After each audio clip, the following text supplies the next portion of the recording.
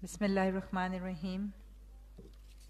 Very Honorable Dr. Sania Nishtar, the Minister for Poverty Alleviation and Social Safety Division, Dr. Palitha, WHO Country Representative, Dr. Ayoub Al-Jawalde, the Regional Director for Nutrition, Dr. Basir, Director Nutrition for Ministry of National Health Services and Coordination and Regulation, Dr. Khwaja Masood, representatives from the provincial governments, UN organizations, NGOs, civil society, and academia.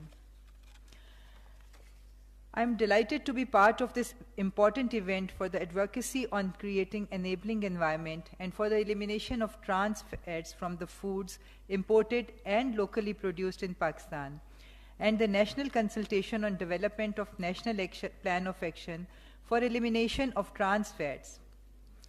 These trans fats contribute significantly to the total amount of bad fats utilized by our population, leading to serious consequences on health and well-being of the population.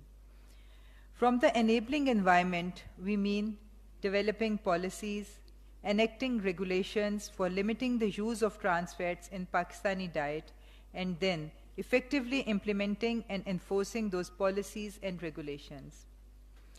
As per WHO, Pakistan ranks 165 out of 194 countries in terms of its overweight population, with 22.2% of the individuals over the age of 15 crossing the threshold of obesity.